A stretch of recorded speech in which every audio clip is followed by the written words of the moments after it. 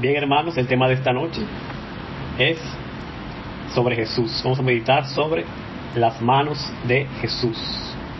Amén. Este es el nombre que le tengo a esta meditación, las manos de Jesús. Y empiezo con una pregunta que todo el mundo sabe, pero vamos a decirla. ¿Qué son las manos? Las manos son extremidades del cuerpo humano. Son el órgano principal para la manipulación física del medio en el que vivimos. Están localizadas en los extremos de los antebrazos, son prensibles, tienen 5 dedos cada una y abarcan desde la muñeca hasta la yema de los dedos. Entonces vemos que las manos son muy importantes para el ser humano, porque con ellas realizamos muchas de las actividades en nuestra vida diaria. Así que gracias a Dios por las manos nuestras. Ahora bien, el Señor Jesús, como sabemos, asumió naturaleza humana, es decir, Él se encarnó y es un verdadero hombre. Entonces, Él también, como verdadero hombre, como verdadero ser humano, tenía sus manos en esta tierra. Eso es obvio.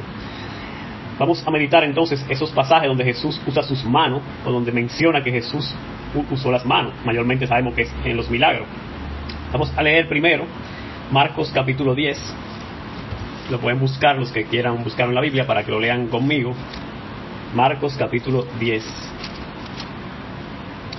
Dice el versículo 13. Jesús bendice a los niños, dice el versículo 13. Y le presentaban niños para que los tocase, y los discípulos reprendían a los que los presentaban. Viendo Jesús, se indignó y les dijo: dejad a los niños venir a mí y no se lo impidáis, porque de los tales es el reino de Dios. Os digo, de cierto os digo, que el que no reciba el reino de Dios como un niño no entrará en él. Y tomándolo en los brazos, poniendo las manos sobre ellos, los bendecía. Amén. Entonces, ¿qué vemos aquí? La gente quería que Jesús tocara a los niños. Y Jesús accede a tocarlos y a poner sus manos sobre ellos para bendecirlos. Entonces, ¿por qué Jesús ponía sus manos para bendecir? Bueno, esto viene del Antiguo Testamento, donde las personas ponían la mano para bendecir. Si vamos un momento a Génesis capítulo 48, versículo 13, nos dice lo siguiente. Génesis 48, 13, dice: y los tomó José a ambos, Efraín a su derecha y a su izquierda, y a la izquierda de Israel, y Manasés a su izquierda y a la derecha de Israel, y los acercó a él. Entonces Israel extendió su mano derecha y la puso sobre la cabeza de Efraín, que era el menor, y su mano izquierda sobre la cabeza de Manasés, colocando así sus manos adrede, aunque Manasés era el primogénito.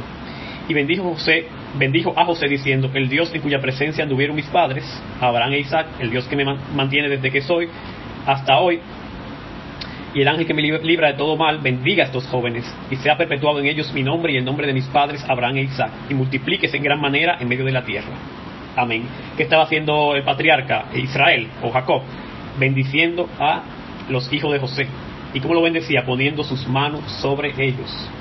Así que Jesús también hacía eso en su tiempo, que le ponía las manos en la cabeza a los niños. Qué maravilla lo que hacía Jesús con sus manos. Vamos a ver otro caso para que estemos meditando en Lucas 24. Lucas 24, versículo 50, que es el pasaje de la ascensión de Jesús. Dice la palabra, Lucas 24, 50, y los sacó afuera hasta Betania, y alzando sus manos los bendijo. Y aconteció que, bendiciéndolos, se separó de ellos y fue llevado arriba al cielo. Ellos, después de haberle adorado, volvieron a Jerusalén con gran gozo y estaban siempre en el templo alabando y bendiciendo a Dios. Amén. En este caso, como eran muchos, Jesús no podía poner la mano a cada uno, eran muchos que estaban ahí. Entonces, ¿qué es lo que él hizo? Levantó sus manos hacia ellos. Con sus manos Jesús representaba físicamente la bendición que anunciaba con su boca. Entonces Jesús, cuando iba a bendecir a sus discípulos, levantaba sus manos como una señal.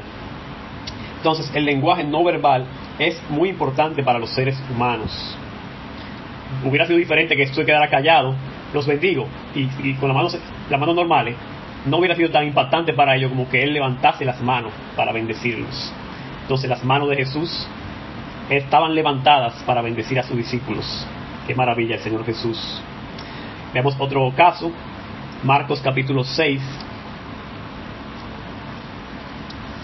Marcos capítulo 6, versículo 1,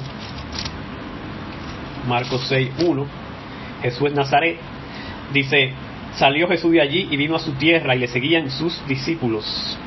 Y llegando el día de reposo, comenzó a enseñar en la sinagoga, y muchos oyéndole se admiraban, y decían: ¿de dónde tiene estas cosas? ¿Y qué sabiduría es esta que le es dada? ¿Y estos milagros que por sus manos son hechos? ¿No es este el carpintero, hijo de María, hermano de Jacobo, de José, de Judas y de Simón? ¿No están también aquí con nosotros sus hermanas? Y se escandalizaban de él.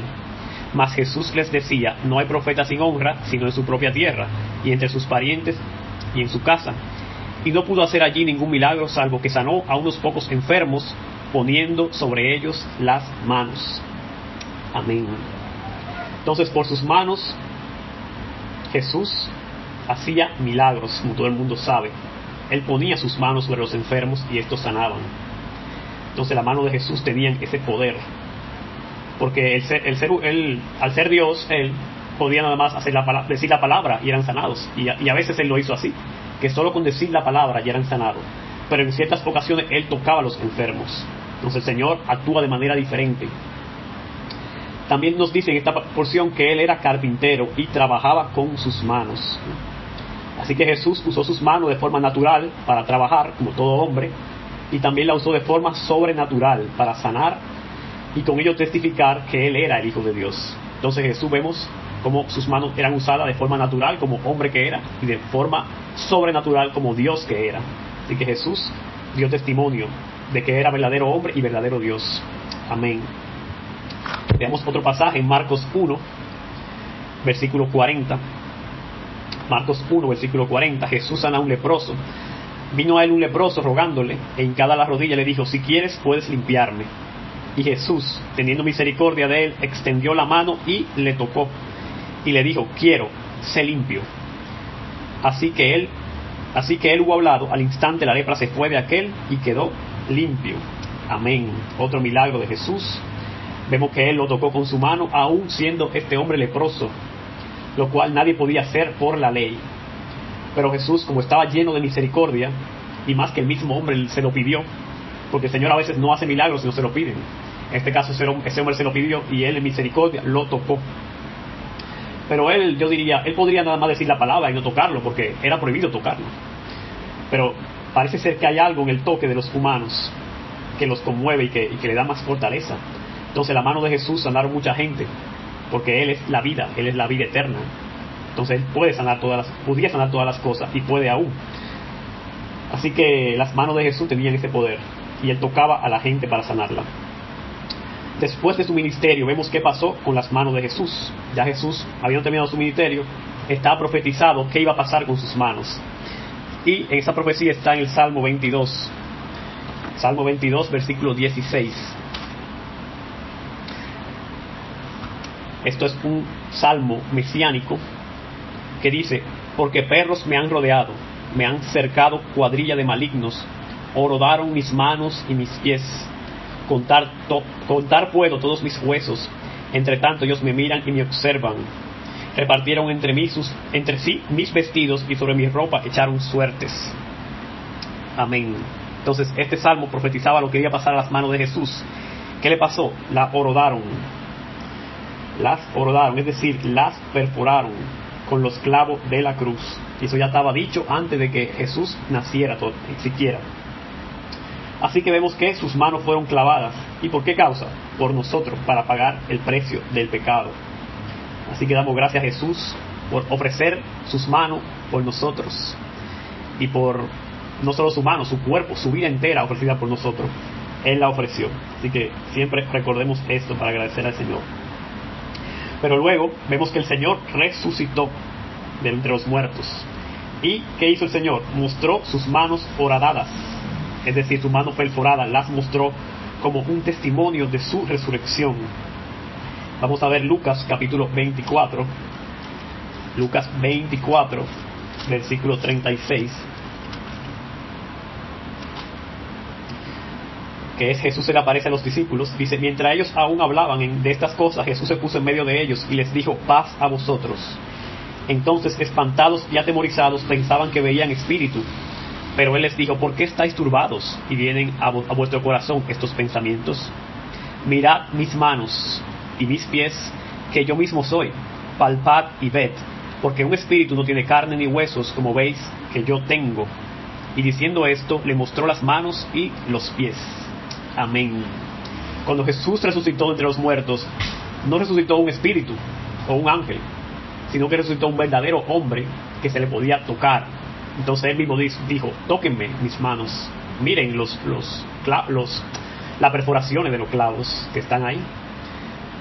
Eso es muy importante, hermanos, porque hay sectas que dicen que cuando Jesús resucitó se volvió un ángel, se volvió el ángel Miguel, dice la secta de los testigos de Jehová.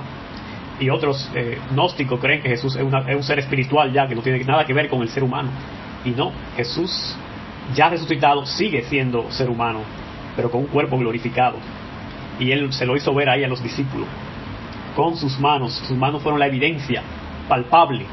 Por eso dice Juan en su carta: lo que nosotros vimos y palpamos con nuestras manos, de eso testificamos, que no fue un espíritu que vimos, fue un verdadero hombre que resucitó. Amén.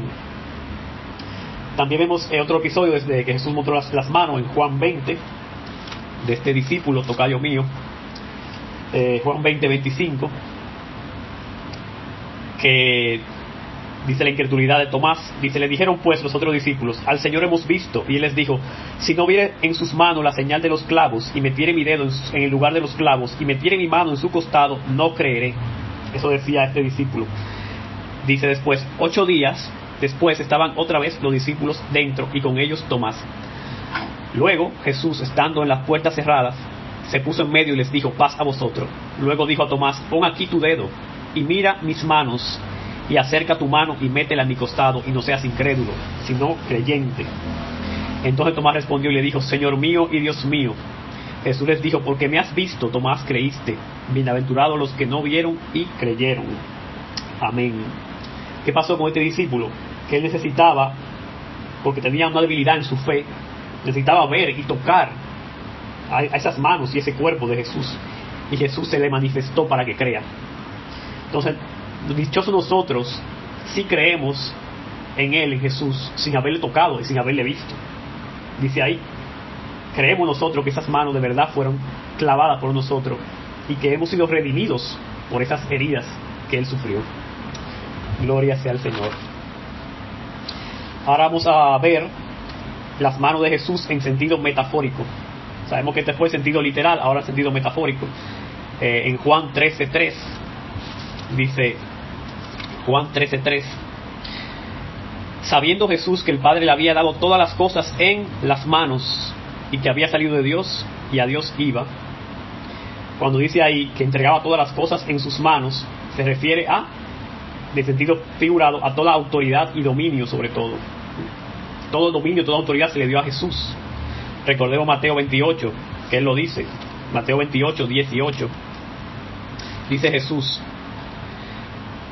toda potestad me es dada en el cielo y en la tierra. Es decir, el Padre, al ver que Jesús cumplió con su labor, pone todo en sus manos. Ya todo está en las manos de Jesús. Él tiene la autoridad y el dominio de todo. Tener algo o a alguien en las manos significa control y dominio, poder y autoridad sobre eso o sobre ese. Entonces el Señor tiene el mundo en sus manos. Todo el mundo está bajo el dominio de Jesús. Pero sabemos que Él todavía no ha tomado el dominio, porque Él está en el cielo esperando a venir a la tierra. Por eso es que el mundo está como está, mal, lleno de pecado, lleno de odio, porque Él todavía no ha tomado el poder, pero el poder le fue dado ya. Así que tenemos esa seguridad de que Jesús tiene todo en sus manos. También otro pasaje metafórico está en Juan 10:27. Dice Juan 10:27: mis ovejas oyen mi voz, y yo las conozco y me siguen, y yo les doy vida eterna, y no perecerán jamás, ni nadie las arrebatará de mi mano. Mi Padre me las dio, es mayor que todos, y nadie las puede arrebatar de la mano de mi Padre. Yo y el Padre uno somos. Amén.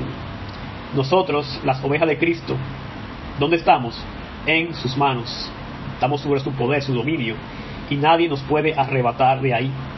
Ni el diablo, ni sus ángeles, ni nada nos puede arrebatar de las manos de Jesús. Así que tenemos seguridad, hermanos, de que estamos guardados en la palma de su mano. Pero Es necesario ser oveja de Él, porque Él dice, mis ovejas. Eso no es para todo el mundo.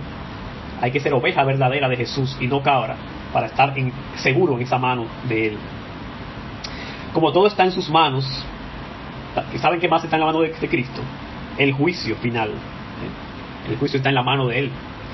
Lucas capítulo 3, versículo 15. Lucas 3, 15. Dice lo siguiente. Eso es Juan el Bautista que está hablando, que va a hablar ahora. Dice, como el pueblo estaba en expectativa, preguntándose todos en sus corazones si acaso Juan sería el Cristo, Juan respondió diciendo a todos, yo a la verdad os bautizo en agua, pero viene uno más poderoso que yo, de quien no soy digno de desatar la correa de su calzado. Él os bautizará en Espíritu Santo y fuego. Está hablando de Cristo, de Jesús. Su aventador está en su mano, y limpiará su era y recogerá el trigo en su granero, y quemará la paja en el fuego que nunca se apaga. Amén. Esto es un lenguaje metafórico. El aventador, ¿qué es eso? Dice que el aventador está en su mano. Es un instrumento para recoger la mies.